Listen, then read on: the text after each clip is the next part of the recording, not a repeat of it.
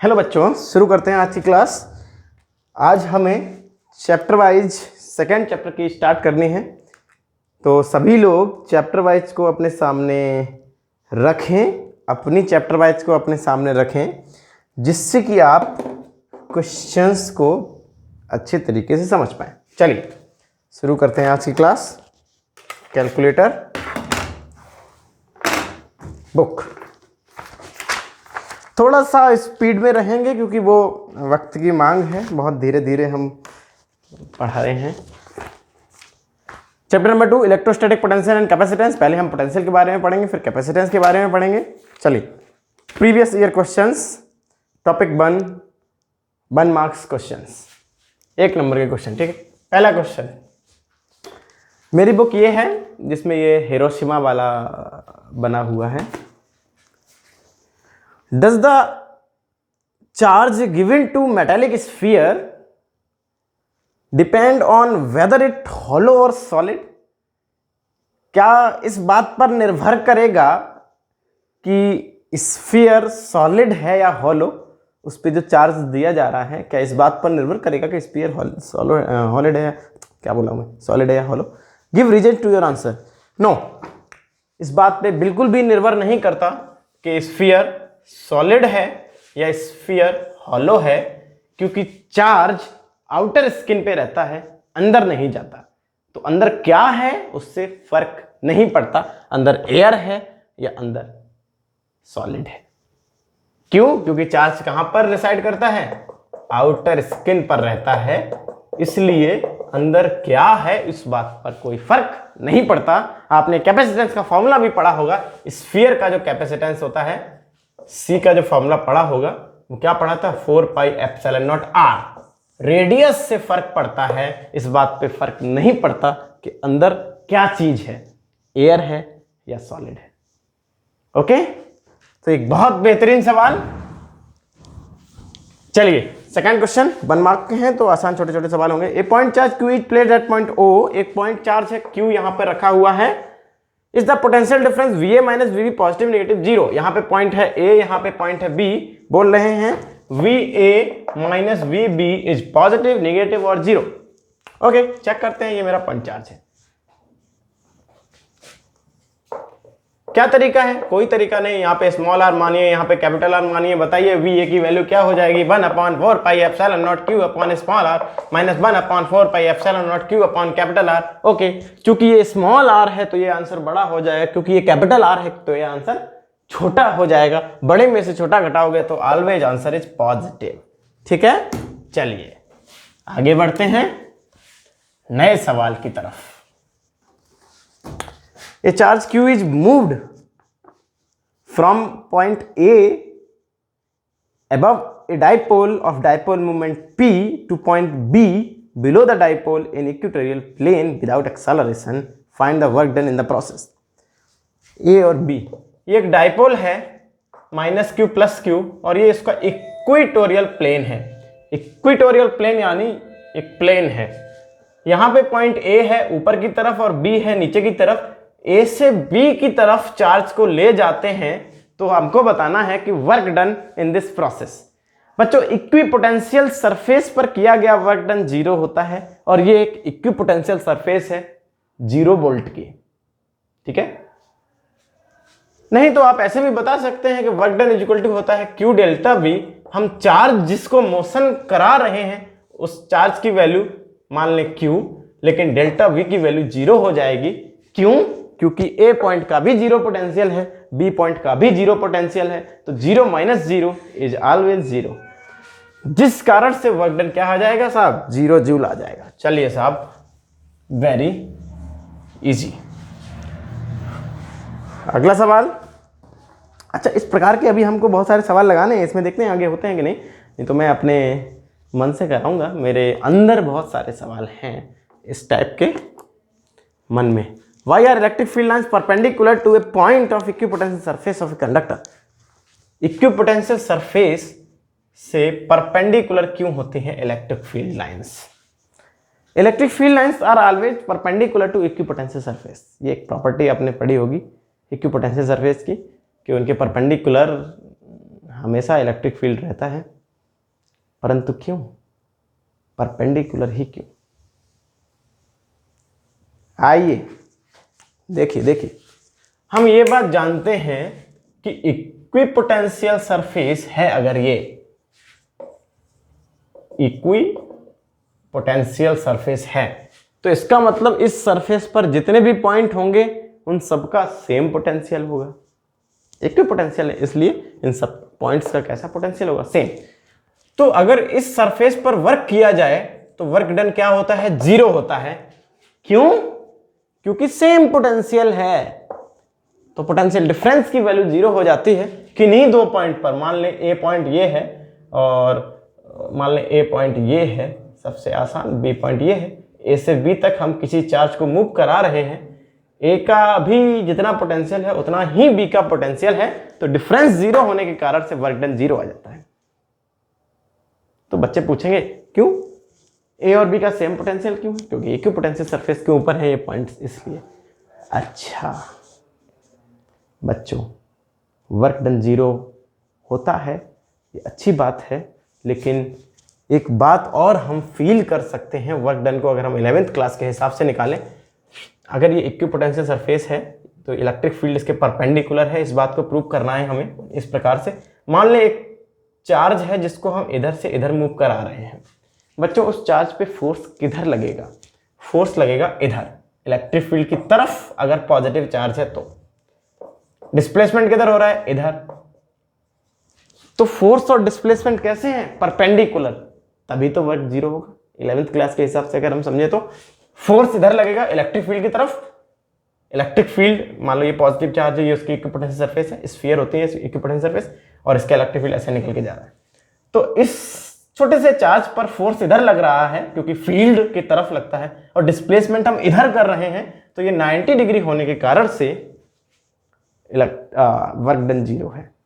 अगर electric field perpendicular नहीं होता, मान लो ऐसा होता, ठीक है, तो जिस चार्ज को हम मोशन करा रहे हैं उस पर फोर्स ऐसा लगता, और डिस्प्लेसमेंट चूंकि हम सरफेस पे कर रहे हैं तो डिस्प्लेसमेंट इधर ही रहेगा, सरफेस पे ही रहेगा, तो ये एंगल 90 नहीं है, जिस कारण से वर्क डन जीरो नहीं हो पाएगा, क्योंकि वर्क डन होता है F dot S F S cos theta. Cos 90 होने पर ही वर्क डन जीरो होता है। इसलिए इलेक्ट्रिक फील्ड ऐसी नहीं हो सकती, परपेंडिकुलर ही होंगी इस पोटेंशियल सरफेस के, क्योंकि जिस समय इलेक्ट्रिक फील्ड परपेंडिकुलर होता है उस समय चार्ज पर फोर्स इधर लगता है और डिस्प्लेसमेंट इधर होता है, तो फोर्स और डिस्प्लेसमेंट के बीच में 90 डिग्री होने के कारण से वर्क डन जीरो होता है। और वर्क जीरो होना बेहद जरूरी है, क्योंकि इस तरीके से वर्क जीरो आ रहा है, तो वर्क जीरो होना बेहद जरूरी है। और जीरो वर्क तो तभी होगा जब यहां पे एंगल 90 होगा, फोर्स और डिस्प्लेसमेंट के बीच में 90 होगा, अर्थात इलेक्ट्रिक फील्ड हमारे इस इक्विपोटेंशियल सरफेस से परपेंडिकुलर होगा, तभी वर्क जीरो संभव है। ठीक है, तो ये एक बेहतरीन सा सवाल है। बहुत सारे कॉन्सेप्चुअल क्वेश्चंस रहते हैं हमारे पास। हो सकता है यही एक कारण है कि हम थोड़ा धीरे पढ़ा रहे हैं, क्योंकि हमें केवल क्वांटिटी नहीं बढ़ानी है, हमें आउटपुट भी देखना है। ये भी हो सकता है कि आपके स्कूल में अगर एग्जाम्स हो तब तक हम वन बुक ना करा पाएं, लेकिन ऑफलाइन खुलते ही हम संडे को 3-3 घंटे की क्लासेस लगाना स्टार्ट करेंगे, और रोज़ाना रेगुलर हम चाहें तो 2-2 घंटे की 1 घंटा एक्स्ट्रा पढ़ा सकते हैं, क्योंकि हम टाइम बढ़ाना चाहते हैं, अपनी स्पीड बढ़ाना नहीं चाहते। स्पीड बढ़ाने से कुछ फर्क नहीं पड़ने वाला, रिजल्ट नहीं आएगा तो क्या फ़ायदा। आइए देखिए इस बात को आप फिर से रिपीट करके पढ़ लीजिए, ये बहुत इंपॉर्टेंट बात थी। मैं अपने हिसाब से 5वें क्वेश्चन पे पहुंच गया हूं। 2 point charges Q and -2Q, Q and -2Q, kept d distance apart, find the location relative to charge Q at which potential is 0। Q charge से कितनी दूरी पर पोटेंशियल 0 होगा, Q चार्ज से बतानी है दूरी, ठीक है, रिलेटिव टू चार्ज Q। तो हम यहां से x दूरी मान लेंगे, कोई भी पॉइंट बिना सोचे समझे लिख लेंगे P, जो कि यहां से x दूरी पर है, कह देंगे इसी पर साहब क्या है, जीरो पोटेंशियल है। तो अगर जीरो पोटेंशियल था तो V1 प्लस V2 क्या होगा, जीरो होगा। इसका पोटेंशियल और इसके पोटेंशियल का सम क्या होगा, जीरो होगा। चलिए हम रफ्तार से करते हैं, कोई पहले भी कर चुके हैं। 1/4 pi epsilon naught q upon x plus 1/4 pi epsilon naught minus 2q upon ये दूरी d minus x is equal to zero. इसको उधर ले जाओ जीरो के उधर, तो 1/4 पाई एप्सिलॉन नॉट, थोड़ा सा जल्दी चल रहा हूँ, ये उधर जाएगा तो प्लस में हो जाएगा क्योंकि यहाँ पे अभी ये माइनस में है, ये दिख रहा है माइनस। तो 1/4 pi epsilon naught 2q upon d minus x. I lose my this, I lose my q, बचा 1/x is equal to 2 upon d minus x cross multiply d minus x is equal to 2x, यानी d is equal to 3x, x is equal to d/3 which is our answer. ठीक है, d/3 q charge से d/3 पर, mic, मुझे ये भी नहीं पता माइक काम कर रहा है कि नहीं। q चार्ज से d/3 दूरी पर एक ऐसा पॉइंट आएगा जहां पे पोटेंशियल जीरो होगा। ओके, चलिए थोड़ा सा स्टूडियो चलते हैं क्योंकि ये बहुत कॉमन से क्वेश्चंस हैं, हम लोग इनसे बहुत बार निपट चुके हैं। कोई भी बच्चा ऐसे सवाल को गलत बिल्कुल भी ना करे, जिस प्रकार से मैं करता हूं वैसे ही उसको फॉलो करें। v1 प्लस v2 बराबर जीरो, यही आपकी पहली लाइन होनी चाहिए। कुछ बच्चे ये लाइन लिख दें कि v1 बराबर v2, ये गलत है। v1 प्लस v2 दोनों चार्जेस के पोटेंशियल का सम जीरो होता है। ठीक है, क्योंकि सम जीरो होगा तो दोनों, एक पॉजिटिव होगा एक नेगेटिव में होगा, बराबर नहीं होंगे।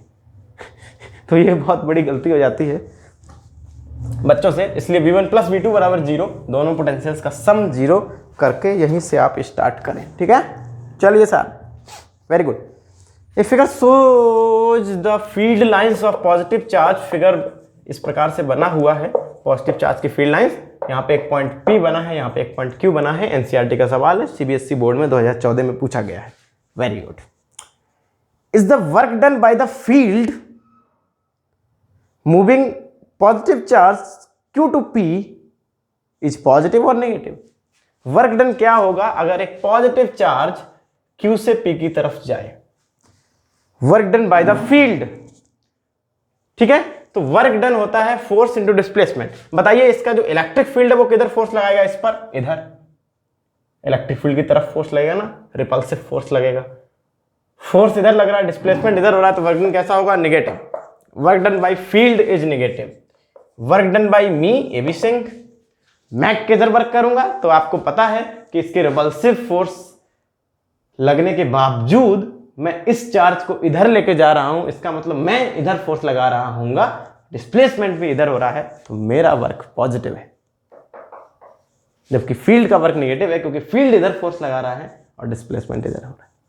ठीक है, अच्छे से इस बात को आप समझिए। चलिए चलिए चलिए, थोड़ा सा बढ़िया तरीके से आइए, देखिए जरा, देखिए 7वां सवाल। आगे पीछे आपको मिल ही जाएंगे ये सारे सवाल। फॉर एनी चार्ज कॉन्फ़िगरेशन, किसी भी चार्ज कॉन्फ़िगरेशन के लिए equipotential surface is normal to electric field, justify. Equipotential surface is always perpendicular to electric field why, या electric field is always perpendicular to equipotential surface why. क्योंकि अगर ऐसा नहीं हुआ तो वर्क डन जीरो नहीं हो पाएगा। वर्क डन होता है फोर्स इनटू डिस्प्लेसमेंट। मेरे उस छोटे से वीडियो को आप उस क्वेश्चन पे जाके उसको एक बार फिर से रिपीट कर सकते हैं, बहुत इंपॉर्टेंट बात है। मान लीजिए ये चार्ज है और इसका ये फील्ड है और ये इक्विपोटेंशियल सरफेस होती है हमेशा इलेक्ट्रिक फील्ड के परपेंडिकुलर। अगर हम एक चार्ज को यहाँ से यहाँ मूव कर रहे हैं तो उस पर फोर्स इधर लग रहा होगा। पूरी जर्नी में फोर्स और लोकल डिस्प्लेसमेंट ऑलवेज परपेंडिकुलर होगा। फोर्स और डिस्प्लेसमेंट परपेंडिकुलर होने के कारण से वर्क डन जीरो हो जाएगा। और वर्क जीरो होना अति आवश्यक है, क्योंकि वर्क डन हम इस तरीके से जब निकालते हैं तब जीरो आता है। यहाँ का और यहाँ का सेम पोटेंशियल होता है, इसलिए वर्क जीरो आता है। तो जीरो होना अति आवश्यक है। अगर इलेक्ट्रिक फील्ड तिरछे हुए, मान लें ऐसे इक्विपोटेंशियल सरफेस के, तो फोर्स इधर लगेगा इलेक्ट्रिक फील्ड की तरफ, डिस्प्लेसमेंट इधर होगा, थीटा 90 नहीं है, वर्क जीरो नहीं हो पाएगा। ये गलत हो जाएगा, वर्क जीरो होना बहुत जरूरी है। ठीक है साहब, वेरी गुड। आप इस बात को बहुत ध्यान से सुनिए और इसका यही कारण है एग्जैक्ट रीजन। आइए देखिए देखिए देखिए देखिए देखिए देखिए देखिए why what is the geometrical shape of equipotential surface. Equipotential surface का शेप बताइए। Due to a single isolated charge, single अकेला चार्ज, आइसोलेटेड चार्ज, चाहे वो पॉजिटिव हो चाहे वो नेगेटिव हो, इक्विपोटेंशियल सरफेसेस कैसी रहती हैं? स्फेरिकल होती हैं, है ना, क्योंकि एक पॉइंट चार्ज के आर दूरी, चाहे इधर जाओ चाहे इधर जाओ चाहे इधर जाओ चाहे इधर जाओ, उस आर दूरी पर सेम पोटेंशियल होगा, पूरी सेम पोटेंशियल की सरफेस है इक्विपोटेंशियल सरफेस। ओके, चलिए, very good very good.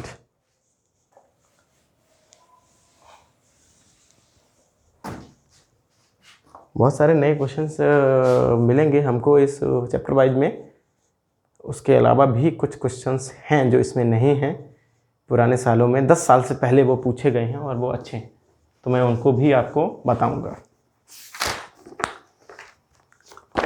What is the amount of work done in moving a charge around a circular arc जिसके सेंटर पे कोई दूसरा चार्ज रखा हो। देखिए जरा, इसका डायग्राम बनाते हैं। डायग्राम तो सबका बनना चाहिए। एक चार्ज रखा है और इसका सेंटर पे चार्ज रखा है कैपिटल क्यू। एक स्मॉल क्यू को यहां से लेकर यहां तक मूव कराते हैं, एक आर्क पे मूव कराते हैं, जरूरी नहीं पूरा सर्किल बनाएं, एक आर्क पे मूव कराते हैं, रेडियस आर है सर्किल की। तो वर्क डन बताइए। ये चार्ज है, यहां से एक सर्किल के सेंटर पे रखा हुआ, एक स्मॉल क्यू को हम यहां से यहां तक मूव कराते हैं, तो वर्क बताइए। Answer is 0। क्यों? क्योंकि इनिशियल पॉइंट और फाइनल पॉइंट इस चार्ज से आर दूरी पर है, यानी इनिशियल पॉइंट का पोटेंशियल होगा 1/4 pi epsilon naught q upon r, capital q upon r, और फाइनल पॉइंट का भी पोटेंशियल यही होगा, यानी इनिशियल और फाइनल पॉइंट सेम पोटेंशियल पे हैं। तो वर्क डन होता है हमारा क्यू डेल्टा वी की वैल्यू 0 हो जाएगी तो आंसर 0 आएगा। सेम पोटेंशियल होने के कारण से पोटेंशियल डिफरेंस 0 हो गया इनिशियल और फाइनल का, इसलिए वर्क डन 0 है। साहब, ये एक इक्विपोटेंशियल सरफेस है। इक्विपोटेंशियल सरफेस पे आप मूव करोगे तो वर्क डन 0 ही आएगा, क्योंकि आप कोई भी पॉइंट ले लें वो सेम दूरी पर ही होगा इस चार्ज से, तो इन सभी पॉइंट्स का सेम पोटेंशियल है। तो आप कहीं से कहीं भी जाएं, किसी भी रास्ते से जाएं, मान लो यहां से आप इस पॉइंट तक जाते हैं, इस रास्ते से, कुछ फर्क नहीं पड़ता, वर्क डन इज 0। और बोर्ड में ये बहुत अलग अलग तरीके से पूछा जाता है, तो आप इस बात को समझिए कि पाथ पर डिपेंड नहीं करेगा, इनिशियल और फाइनल पॉइंट सेम पोटेंशियल का है, तो वर्क डन 0 रहेगा, चाहे आप इस तरीके से ही क्यों ना जाए, उससे कुछ फर्क नहीं पड़ता। ठीक है साहब, बिल्कुल।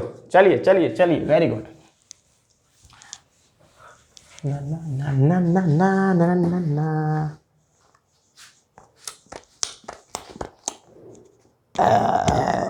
चलिए। 2 charges, 2 microcoulomb and -2 microcoulomb, 2 microcoulomb -2 microcoulomb, 2 charges हैं, एक ये are placed A and B 5 centimetre apart. A and B -2 micro 5 centimetre apart. क्या बताना है? Depict equipotential surface of the system. कोई एक इक्विपोटेंशियल सरफेस बनाइए। साहब, ये डाइपोल है, और डाइपोल के लिए अगर आपसे पूछा जाए तो ये एक बहुत अच्छी इक्विपोटेंशियल सरफेस रहती है 0 वोल्ट की। इक्वेटोरियल प्लेन पूरा का पूरा 0 वोल्ट पे होता है, तो ये एक बहुत अच्छी इक्विपोटेंशियल सरफेस है। Okay, very good. जैसे जैसे चैप्टर वाइज में हम आगे बढ़ेंगे, मैं यकीन दिलाना चाहता हूं उन बच्चों को जो थोड़ा सा भी सीरियस होकर मेरी बात को सुनते हैं कि ये चैप्टर उनका बहुत अच्छे से तैयार हो जाएगा। फर्स्ट चैप्टर जिस तरह अच्छे से तैयार हुआ, और ऐसे ही हर चैप्टर अच्छे से तैयार होगा। ध्यान रखिए, 1 महीने में 1 चैप्टर हो रहा है तो अच्छे से ही होना भी चाहिए, परंतु जब तक हम पीछे वाला रिवाइज नहीं करेंगे उसको हम भूलते जाएंगे। ये एक प्रॉब्लम रहती है, चाहे हम जितने धीरे धीरे पढ़ें, रिवीजन हमको करना ही पड़ता है। ठीक है, चलिए आगे बढ़ते हैं जल्दी से। 11वां सवाल अपनी किताब के हिसाब से, why electrostatic potential is constant throughout the volume of a conductor, conductor के भीतर पोटेंशियल कांस्टेंट क्यों होता है, and has the same value as on its surface. हम लोगों ने स्फीयर में देखा था, आपको याद हो, स्फीयर के चार्ज्ड स्फीयर के सरफेस पर जो पोटेंशियल रहता है उतना ही पोटेंशियल अंदर भी होता है, चाहे जहां भी देखें पूरे वॉल्यूम में सेम पोटेंशियल होता है जितना सरफेस पे होता है। उसका कारण क्या है, हम जानते हैं किसी भी मेटल के अंदर इलेक्ट्रिक फील्ड जीरो होता है, चाहे वो स्फेरिकल हो चाहे वो किसी भी स्ट्रक्चर का हो, electric field inside the volume is zero. और ये भी जानते हैं कि E इज इक्वल टू, अगर हम मॉड लगा लें तो dV अपॉन dr, यानी डिफरेंशिएशन कर रहे हैं हम पोटेंशियल का, तो हमें इलेक्ट्रिक फील्ड मिल रहा है। और एक ऐसी जगह जहां पर इलेक्ट्रिक फील्ड जीरो होगा वहां पर पोटेंशियल को कांस्टेंट होना पड़ेगा, क्योंकि किसी चीज का डिफरेंशिएशन जीरो हो गया है तो वो चीज कांस्टेंट ही होगी, कांस्टेंट का ही डिफरेंशिएशन जीरो होता है। ठीक है, तो पोटेंशियल वहां पे कैसा होगा, कांस्टेंट होगा, जहां पर इलेक्ट्रिक फील्ड कैसा होता है, जीरो। तो हर मेटल के अंदर इलेक्ट्रिक फील्ड जीरो होता है, इसलिए हर मेटल के अंदर पोटेंशियल कैसा होता है, कांस्टेंट होता है। आइए देखिए देखिए देखिए देखिए देखिए देखिए देखिए देखिए,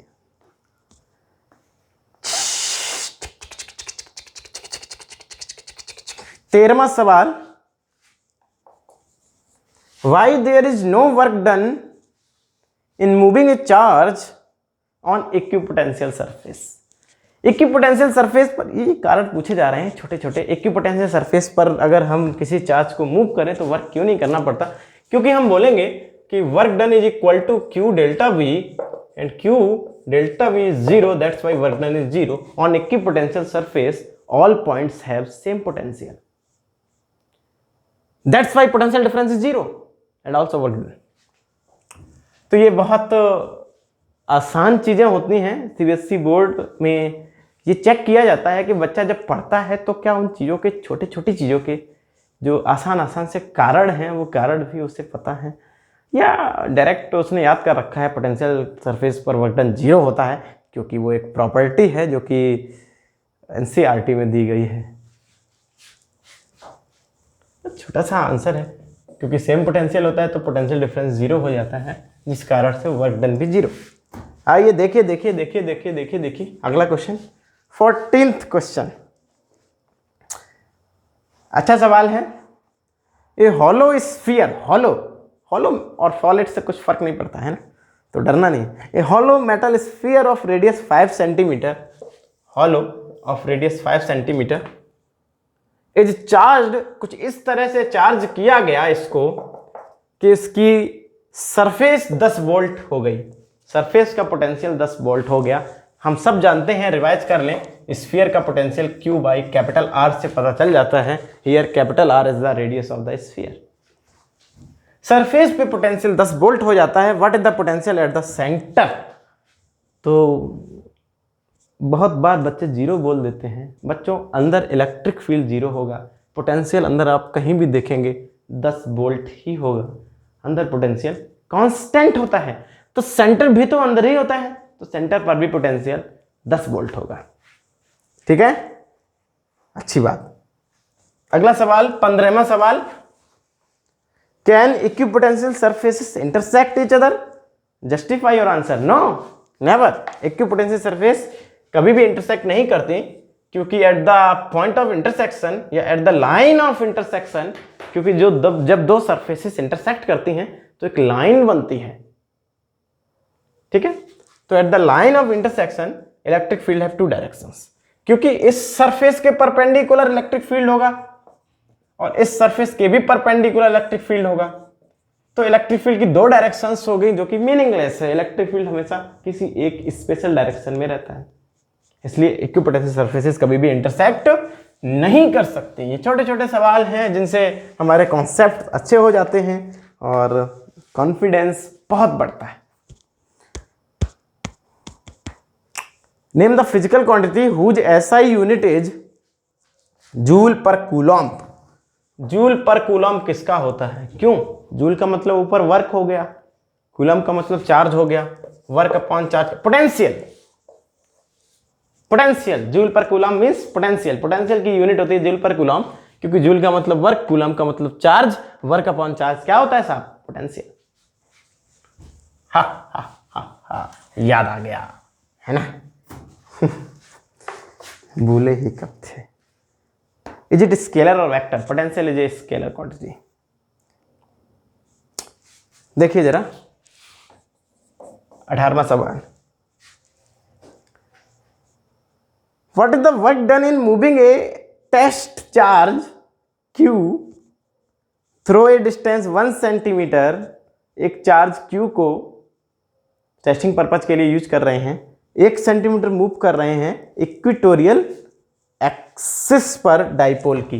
डाइपोल के इक्वेटोरियल एक्सिस पर अगर आप किसी भी चार्ज को 1 सेंटीमीटर मूव करेंगे तो आंसर 0 आएगा, वर्क डन 0।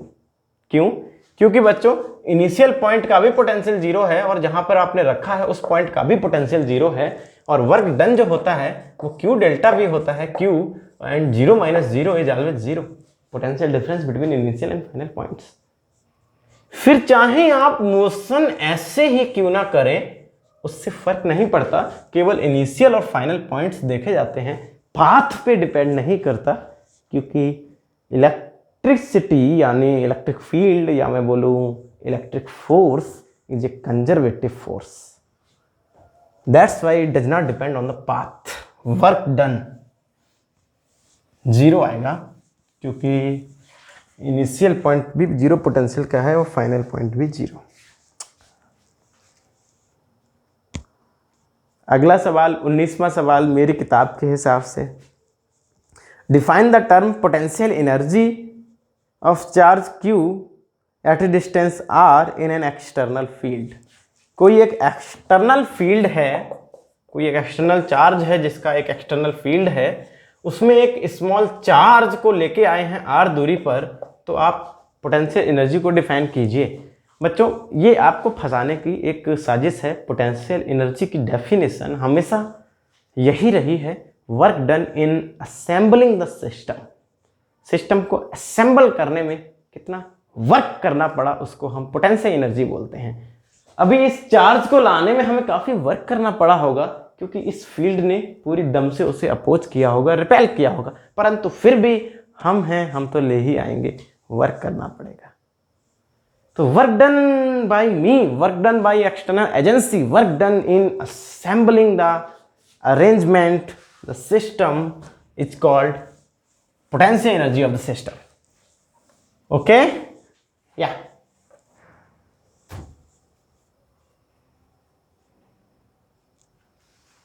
तो इसका आंसर क्या हो जाएगा, वर्क डन क्या हो जाता है, Q और जिस डिस्टेंस पर आए हैं उसका क्या पोटेंशियल है ना। इस चार्ज जो एक्सटर्नल चार्ज था उसका कुछ ना कुछ वहां पे पोटेंशियल होगा, तो आंसर हो जाएगा Q V eight R।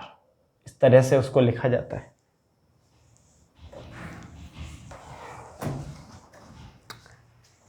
What is the electric potential, कहां पे, due to a dipole at any point on the axial. अच्छा ये नीचे वाला मैंने पढ़ लिया। The potential due to a dipole at any axial point is 0, correct और रॉन्ग। एक्सियल पॉइंट पर, किसी भी एक्सियल पॉइंट पर, the potential due to a dipole at any point on the axial line is 0। Axial line पर किसी भी point पर क्या पोटेंशियल 0 होता है, तो इक्वेटोरियल पर 0 होता है, एक्सियल लाइन पर नहीं होता। अगर आप यहाँ पर देखेंगे तो इस चार्ज का कुछ और पोटेंशियल होगा, इसका कुछ और होगा, इसका माइनस में होगा, इसका प्लस में होगा, तो नेट V1 प्लस V2 करके निकालना होता है। डेरिवेशन आपने कॉपी में देखा होगा, जब पूछा जाएगा तो मैं डेरिवेशन एक बार करके जरूर दिखाऊंगा, रफ्तार में करके दिखाऊंगा, स्टेप्स को थोड़ा सा स्किप करूंगा, वो आप कॉपी को देख कर पता लगा सकते हैं। हाँ यहाँ पर 0 नहीं होगा, परंतु इस पॉइंट पर 0 जरूर होगा, क्योंकि इक्वेटोरियल लाइन पर भी पॉइंट आता है और एक्सियल पर भी आता है। इस पॉइंट पर 0 होगा, क्योंकि यहाँ से भी सेम दूरी है, यहाँ से भी सेम दूरी है, तो अगर यहाँ का पोटेंशियल कुछ हुआ तो उतना ही यहाँ का भी होगा, इस वाले चार्ज का भी निगेटिव में होगा, जिस कारण से नेट पोटेंशियल 0 होगा। आप चाहें तो चेक कर सकते हैं, कोई भी दो, एक 2 माइक्रो लिए, एक -2 माइक्रो लीजिए और उनको 2 मीटर पर रखिए, और बिल्कुल बीचा बीच में देखिए पोटेंशियल 0 ही आएगा।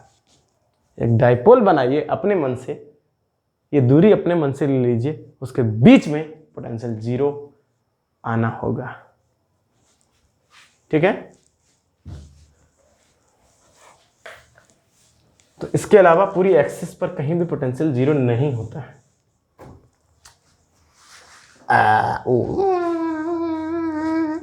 ठीक, अगला 2 मार्क्स के क्वेश्चन से स्टार्ट हो गए हैं, क्योंकि मैंने नहीं, अभी 21वां सवाल बचा है।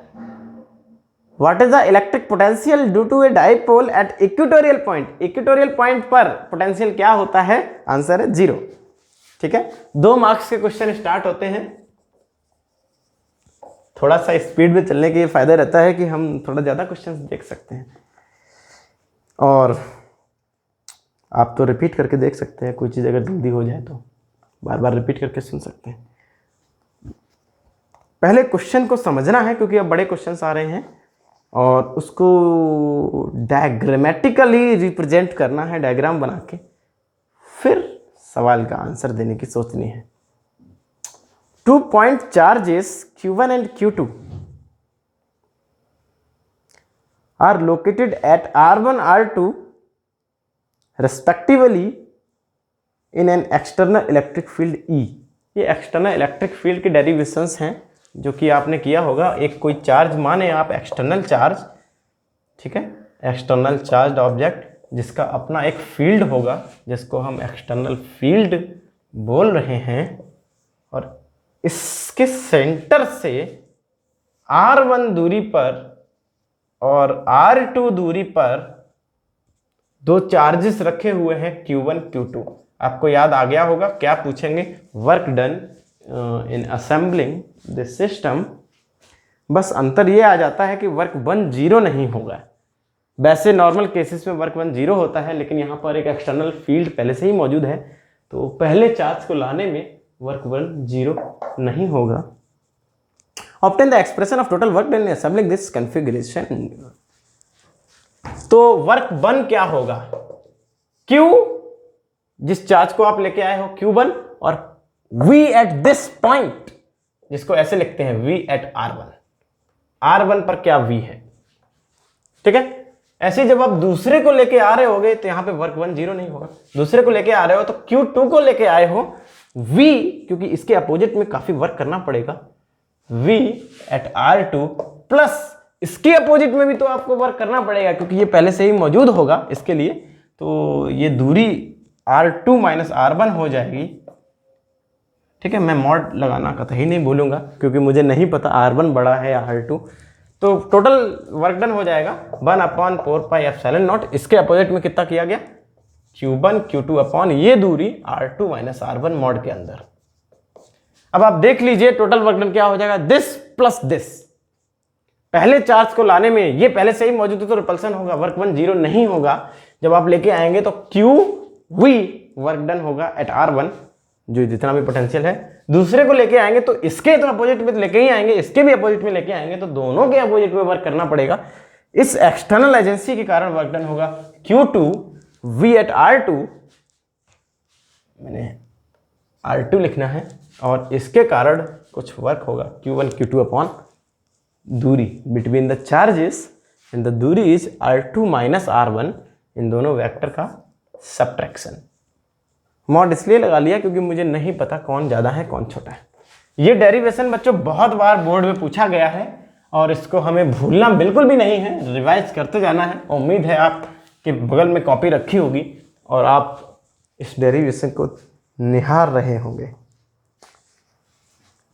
अगला सवाल क्वेश्चन नंबर 23। मैं इस क्वेश्चन को पढ़ूंगा नहीं क्योंकि ये काफ़ी बड़ा क्वेश्चन है, परंतु मुझे पता है कि ये गंदी लैंग्वेज में पूछना क्या चाह रहे हैं, वो डेरिवेशन करवाना चाह रहे हैं E is equal to minus DV upon DR वाला। बस हम लोग जो डेरिवेशन करते हैं वो कुछ ऐसे करते हैं, consider a point charge Q and 2 points A and B। एक टेस्ट चार्ज को A से B तक लाने में कितना वर्क करना पड़ेगा? Work is equal to minus F dx, क्योंकि फोर्स इस पे इधर लगेगा ये Q चार्ज अपने फील्ड के द्वारा इधर इसको फोर्स लगाएगा रिपल्सिव नेचर में, और डिस्प्लेसमेंट इधर हो रहा है, तो minus F D X, work is equal to F की जगह हम क्यू ई लिख सकते हैं, Q naught E D X. Also work done is equal to Q naught delta V between A and B. Potential differences के रूप में अगर हम लिखना चाहें, ये इलेक्ट्रिक फील्ड के रूप में लिखा है फोर्स की वैल्यू, और ये चीज है पोटेंशियल डिफरेंस के रूप में लिखा है। वर्क डन हो जाएगा जब हम ए से बी तक मूव कर रहे होंगे, तो Q delta B, delta B मतलब इनिशियल और फाइनल पोटेंशियल, इसका डिफरेंस। इन दोनों को अगर हम आमने सामने करेंगे तो हमको मिल जाएगा q naught E D x minus में q naught delta b, q naught cut जाएगा, e is equal to minus d b upon D x या minus d b upon d r, depending on कि अगर हमने यहाँ पे D R माना है या डी एक्स।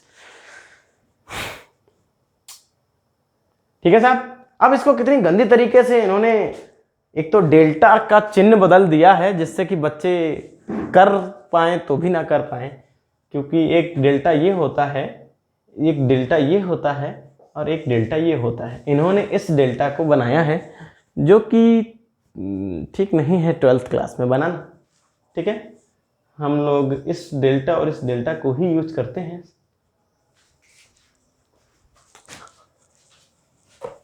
लेकिन उससे कुछ फर्क नहीं पड़ा, केवल चीज कठिन दिखने लगी। ठीक है, मैं यहाँ पे दो एक की पोटेंशियल सरफेस बना सकता हूं, बी पॉइंट से होती हुई ये और ए पॉइंट से होती हुई ये है, बी ये है, ए और बी डी एक्स दूरी पर है। ठीक है, तो वही ये दो इक्विपोटेंशियल सरफेस बनाई है इनने भी, और उनके बीच की दूरी डेल्टा एल दी गई है, हम लोगों ने डेल्टा एक्स ली है, डी एक्स। तो आप घबराएं बिल्कुल भी नहीं, ये क्वेश्चन इसीलिए मैंने पढ़ा नहीं क्योंकि बड़ा गंदी लैंग्वेज में दिया गया है, लेकिन है यही। ठीक है, और बोल भी रहे हैं deduce the relation between the electric field and potential gradient. Electric field and potential gradient, आपको पता है ग्रेडियंट का मतलब क्या होता है? जब किसी भी चीज को हम लेंथ से डिवाइड करते हैं, डिस्टेंस से डिवाइड करते हैं, तो उसको हम ग्रेडियंट बोलते हैं। ये पोटेंशियल ग्रेडियंट लिखा हुआ है क्योंकि पोटेंशियल को डिस्टेंस से भाग लगाया गया है। ओके, ठीक है, शाबाश।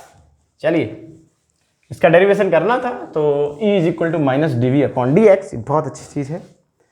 इससे रिलेटेड बहुत सारे क्वेश्चंस भी हैं, हम कल की क्लास में देखेंगे। आज हमने अपनी किताब के हिसाब से 23 क्वेश्चन सॉल्व किए हैं। आपकी किताब में भी ये क्वेश्चंस होंगे, कुछ एक्स्ट्रा भी होंगे आपकी बुक में, कुछ एक्स्ट्रा हमने भी कराए होंगे। अगर कोई सवाल ऐसा है 1 नंबर में, 1 मार्क्स में, क्योंकि हम 2 मार्क्स पे आ गए हैं, तो आप ज़रूर हमसे पूछिए, हम उसका उत्तर बिल्कुल देंगे अगली क्लास में। ठीक है, सभी बच्चों को पता चलना चाहिए कोई नया क्वेश्चन है आपकी बुक में। तो चलिए, आज की क्लास में इतना ही। सभी लोग अपना ध्यान रखेंगे और घर के अंदर रहेंगे। Thank you.